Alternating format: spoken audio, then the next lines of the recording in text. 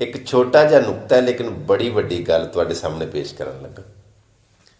चार लफ्ज़ ने रोको, मत, जाने, दो। चार लफ्ज़ां दा एक छोटा जिहा फिक्र है। इनू जेड़े लहजे अंदर जेड़े अंदाज अंदर तुसां पढ़ना है ना, इहदा मानी मतलब उंज ही चेंज हो सकता है।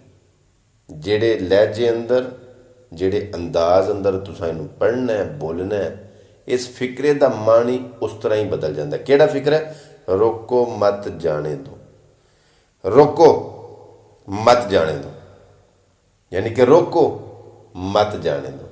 अगर ऐसे फिक्रे नू अगर दो लफ्ज़ पहले कट्ठे मिला लीए कि रोको मत जाने दो, यानी कि ਇਹਦਾ मानी मतलब मकसद ही चेंज हो गया। लफ्ज़ वो ही ने, लहजे दे विच जदों तुहाडे बदलाव आया, तब्दीली आई है, नाल ਇਹਦਾ मानी बदल गया।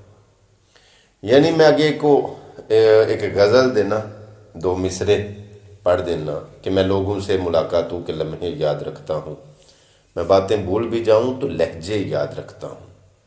यानी लहजियां का बड़ा असर होंदा है, बड़ा फर्क होंदा है।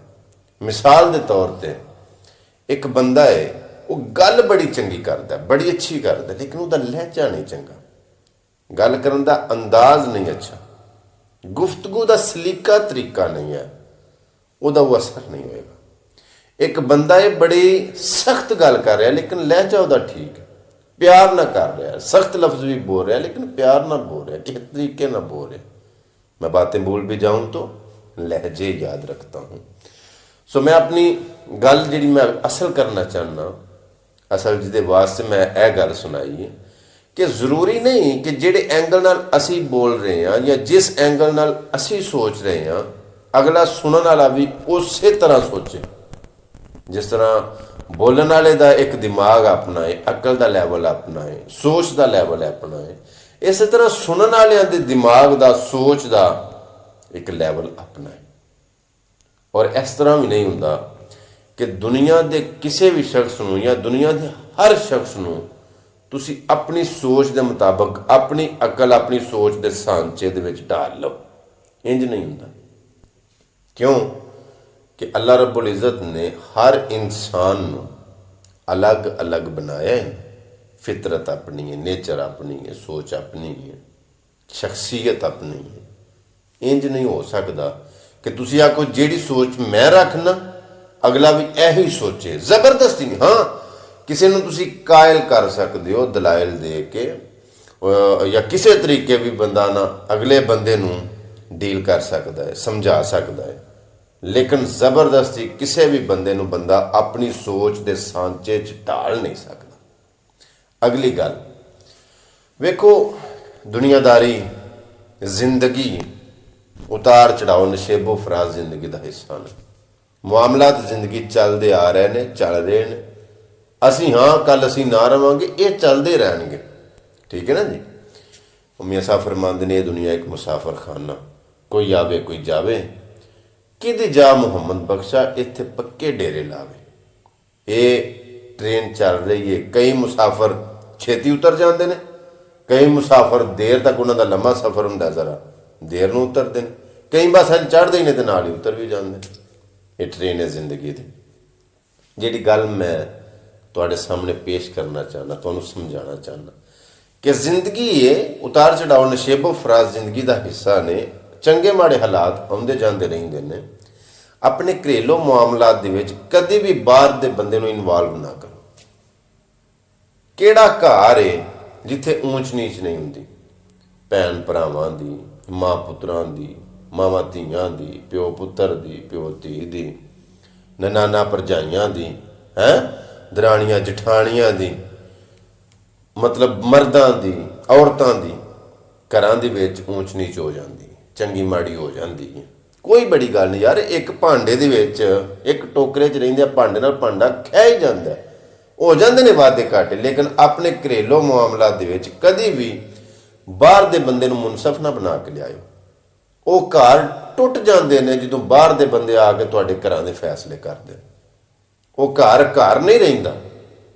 जदों घर का केस किसी अदालत च टुर जाता है, थाने टुर जाता है, कचहरी टुर जाता है, ਕੋਰਟ 'ਚ ਟੁਰ ਜਾਂਦਾ ਉਹ ਫਿਰ ਘਰ ਦੇ ਨਾਲ ਨਾ ਹੋਇਆ। ਘਰੇਲੂ ਮਾਮਲਾਤ ਨੂੰ, ਆਪਣੀ ਜ਼ਾਤੀ ਲੜਾਈਆਂ ਨੂੰ, ਝਗੜਿਆਂ ਨੂੰ ਚਾਰ ਦੀਵਾਰੀ ਦੇ ਵਿੱਚ ਬਹਿ ਕੇ ਪ੍ਰੋਬਲਮ ਸੋਲਵ ਕਰੋ। ਤਵੱਜੋ ਹੈ ਮੇਰੀ ਗੱਲ ਨਾਲ? ਘਰ ਦੀਆਂ ਗੱਲਾਂ ਬਾਹਰ ਨਹੀਂ ਕੱਢੀ ਦੀਆਂ। ਕਿਉਂ? ਤਰੇੜਾਂ ਪੈ ਜਾਂਦੀਆਂ। ਘੱਟ ਲੋਕ ਨੇ, ਥੋੜੇ ਲੋਕ ਨੇ ਜਿਹੜੇ ਤੁਹਾਨੂੰ ਇਕੱਠਿਆਂ ਵੇਖਣਾ ਚਾਹੁੰਦੇ ਨੇ। ਨਹੀਂ ਤੇ ਗੱਲ ਕਰਨਗੇ ਬਜ਼ਾਹਰ ਤੁਹਾਨੂੰ ਇੰਝ ਲੱਗੇਗਾ ਕਿ ਇਹ ਸਾਡੇ ਸੱਜਣ ਨੇ, ਲੇਕਿਨ ਅੰਦਰੋਂ ਕੋਸ਼ਿਸ਼ ਕਰਨਗੇ ਕਿ ਇਹ ਇਕੱਠੇ ਨਾ ਰਹਿਣ, ਇਹਨਾਂ ਦਾ ਆਪਸ 'ਚ ਸਲੂਕ ਇਤਫਾਕ ਨਾ ਰਹੇ। ਕਿਉਂਕਿ ਅਗਰ ਇਹਨਾਂ ਦਾ ਸਲੂਕ ਇਤਫਾਕ ਰਿਹਾ, ਇਕੱਠ ਰਿਹਾ, ਤੇ ਮਜ਼ਬੂਤ ਹੋ ਜਾਣਗੇ। ਤਵੱਜੋ ਹੈ। ਅਗਲੀ ਗੱਲ ਬੜੀ ਇਸ ਤੋਂ ਵੀ ਅਹਿਮ ਗੱਲ, ਅਗਰ ਤੁਹਾਨੂੰ ਕੋਈ ਆਪਣੇ ਘਰ ਦੀ ਗੱਲ ਦੱਸਦਾ, ਤੁਹਾਡੇ ਨਾਲ ਆਪਣੀ ਪ੍ਰੋਬਲਮ, ਆਪਣੀ ਘਰੇਲੂ ਬਾਤ ਕੋਈ ਸ਼ੇਅਰ ਕਰਦਾ, ਉਹ ਇੱਕ ਅਲੱਗ ਬਾਤ ਹੈ। ਲੇਕਿਨ ਅਗਰ ਤੁਹਾਨੂੰ ਕੋਈ ਬੰਦਾ ਆਪਣੇ ਘਰ ਦੀ ਗੱਲ ਨਹੀਂ ਨਾ ਦੱਸਦਾ ਤੇ ਐਵੇਂ ਟੋ ਨਾ ਲਿਆ ਕਰੋ ਕਿ ਮਤਲਬ ਇਹਦੇ ਘਰ ਦੀਆਂ ਗੱਲਾਂ ਦਾ ਮੈਨੂੰ ਪਤਾ ਲੱਗੇ। ਅਕਸਰ ਲੋਕ ਤੁਹਾਡੇ ਕੋਲੋਂ ਤੁਹਾਡੇ ਘਰ ਦੀਆਂ ਗੱਲਾਂ ਪੁੱਛ ਲੈਂਦੇ ਨੇ। ਜਦੋਂ ਤੁਸੀਂ ਕਿਸੇ ਵੀ ਬੰਦੇ ਨੂੰ ਆਪਣੀਆਂ ਕਮਜ਼ੋਰੀਆਂ ਦੱਸ ਲੈਂਦੇ ਹੋ ਨਾ, ਤੇ ਤੁਸੀਂ ਉਹਦੀਆਂ ਨਜ਼ਰਾਂ ਦੇ ਵਿੱਚ ਕਮਜ਼ੋਰ ਹੋ ਜਾਂਦੇ ਹੋ ਔਰ ਅਗਲਾ ਬੰਦਾ ਤਾਕਤਵਰ ਹੋ ਜਾਂਦਾ। ਆਪਣੀਆਂ ਕਮਜ਼ੋਰੀਆਂ ਕਿਸੇ ਨੂੰ ਨਹੀਂ ਦੱਸੀਦੀਆਂ, ਆਪਣੇ ਘਰ ਦੀਆਂ ਗੱਲਾਂ ਲੋਕਾਂ ਨਾਲ ਸ਼ੇਅਰ ਨਹੀਂ ਕਰੀਦੀਆਂ। ਆਪਣੀਆਂ ਜ਼ਾਤੀ ਪ੍ਰੋਬਲਮ ਜਿਹੜੀਆਂ ਨੇ, ਘਰੇਲੂ ਬਾਤਾਂ, ਘਰੇਲੂ ਝਗੜੇ, ਘਰੇਲੂ ਮਾਮਲਾਤ, ਕਿਸੇ ਬੰਦੇ ਨੂੰ ਇਹ ਨਹੀਂ ਦੱਸੀਦੇ ਕਿ ਸਾਡੇ ਘਰ ਦੇ ਵਿੱਚ ਇਸ ਵੇਲੇ ਕੀ ਚੱਲ ਰਿਹਾ। ਬਜ਼ਾਹਰ ਤੁਹਾਨੂੰ ਇੰਝ ਨਜ਼ਰ ਆਏਗਾ ਕਿ ਇਹ ਬੰਦਾ ਸਾਡਾ ਖੈਰ ਖਾਹ ਹੈ, ਸਾਡੀ ਇਸ ਪ੍ਰੋਬਲਮ ਨੂੰ ਇਹ ਸਾਲਵ ਕਰ ਸਕਦਾ। ਐਨ ਮੁਮਕਿਨ ਹੈ ਵਕਤੀ ਤੌਰ ਤੇ ਉਹ ਕਰ ਵੀ ਦੇ, ਮਾਮਲਾ ਜਿਹੜਾ ਉਹ ਠੀਕ ਕਰ ਵੀ ਦੇ, ਲੇਕਿਨ ਠੀਕ ਤੁਸੀਂ ਆਪ ਰੱਖਣਾ। ਘਰ ਦੇ ਮਾਹੌਲ ਨੂੰ ਠੀਕ ਤੁਸੀਂ ਆਪ ਕਰਨਾ। ਉਹ ਕੋਈ ਮੁਨਸਫ, ਕੋਈ ਚੌਧਰੀ, ਕੋਈ ਵੀ, ਉਹ ਝੱਟ ਦਾ ਝੱਟ ਤੁਹਾਡੀ ਉਸ ਪ੍ਰੋਬਲਮ ਨੂੰ ਠੀਕ ਕਰ ਦੇਗਾ। ਉਹ ਆਪਣੇ ਘਰ ਟੁਰ ਜਾਏਗਾ, ਬਾਅਦ ਵਿੱਚ ਫਿਰ ਰਹਿਣਾ ਤੇ ਤੁਸੀਂ ਆਪਸ ਦੇ ਵਿੱਚ ਹੀ ਹੈ ਨਾ। ਸੋ ਇਸ ਵਾਸਤੇ ਜਿਹੜੇ ਲੋਕ ਕਿਸੇ ਦੇ ਘਰ ਦੀਆਂ ਸੂਹਾਂ ਲੈਂਦੇ ਰਹਿੰਦੇ ਨੇ, ਜਿਹੜੇ ਲੋਕ ਕਿਸੇ ਦੀਆਂ ਟੋਹਾਂ ਲੈਂਦੇ ਰਹਿੰਦੇ ਨੇ, ਕਿਸੇ ਦੀਆਂ ਕਮਜ਼ੋਰੀਆਂ, ਕਿਸੇ ਦੀਆਂ ਖਾਮੀਆਂ ਤਲਾਸ਼ ਕਰਦੇ ਰਹਿੰਦੇ ਨੇ, ਉਹ ਖੁਦ ਬੜੇ ਕਮਜ਼ੋਰ ਹੁੰਦੇ ਨੇ। ਉਹ ਖੁਦ ਅੰਦਰੋਂ ਖੋਖਲੇ ਹੁੰਦੇ ਨੇ। ਉਹ ਖੁਦ ਕਿਸੇ ਘੜੇ ਦਾ ਟੱਕਰ ਨਹੀਂ ਹੁੰਦੇ। ਉਹਨਾਂ ਦਾ ਆਪਣਾ ਕੋਈ ਮਿਆਰ ਨਹੀਂ ਹੁੰਦਾ। ਉਹ ਸਿਰਫ ਇਹ ਕੋਸ਼ਿਸ਼ ਕਰਦੇ ਰਹਿੰਦੇ ਨੇ ਕਿ ਅਗਲੇ ਦੀਆਂ ਕਮਜ਼ੋਰੀਆਂ ਸਾਡੇ ਕੋਲ ਆਉਣ ਤੇ ਅਸੀਂ ਉਹਨਾਂ ਨੂੰ ਬਲੈਕਮੇਲ ਕਰੀਏ। ਸੋ ਬਿਹਤਰ ਇਹ ਹੈ ਕਿ ਆਪਣੇ ਰਾਜ਼ ਨਹੀਂ ਕਿਸੇ ਨੂੰ ਦੱਸੀਦੇ। ਜਦੋਂ ਆਪਣੇ ਰਾਜ਼ ਤੁਸੀਂ ਕਿਸੇ ਨਾਲ ਵੀ ਸ਼ੇਅਰ ਕਰਦੇ ਹੋ, ਚਾਹੇ ਕਿਸੇ ਨਾਲ ਵੀ ਤੁਸੀਂ ਸ਼ੇਅਰ ਕਰਦੇ ਹੋ, ਤੇ ਇੰਝ ਸਮਝ ਲਓ ਕਿ ਤੁਸੀਂ ਆਪਣੇ ਜਿਸਮ ਦਾ ਕੋਈ ਹਿੱਸਾ ਕਿਸੇ ਨਾਲ ਸ਼ੇਅਰ ਕਰ ਲਿਆ। ਮੈਂ ਬੜੀ ਡੂੰਘੀ ਗੱਲ, ਬੜਾ ਨੁਕਤਾ ਪੇਸ਼ ਕੀਤਾ। ਜ਼ਰਾ ਗੌਰ ਕਰਿਓ ਮੇਰੀ ਇਸ ਗੱਲ ਕਿ ਜਦੋਂ ਆਪਣਾ ਕੋਈ ਵੀ ਰਾਜ਼ ਤੁਸੀਂ ਕਿਸੇ ਵੀ ਬੰਦੇ ਨਾਲ ਸ਼ੇਅਰ ਕਰਦੇ ਹੋ, ਇੰਝ ਸਮਝੋ ਕਿ ਆਪਣੇ ਜਿਸਮ ਦਾ ਕੋਈ ਵੀ ਹਿੱਸਾ ਤੁਸੀਂ ਕਿਸੇ ਨਾਲ ਸ਼ੇਅਰ ਕਰ ਲਿਆ। ਅਗਰ ਉਹ ਚਾਹੇ ਤੇ ਤੁਹਾਡੇ ਉਸ ਰਾਜ਼ ਦੀ ਵਜ੍ਹਾ ਤੋਂ ਤੁਹਾਨੂੰ ਤਕਲੀਫ ਪਹੁੰਚਾ ਸਕਦਾ।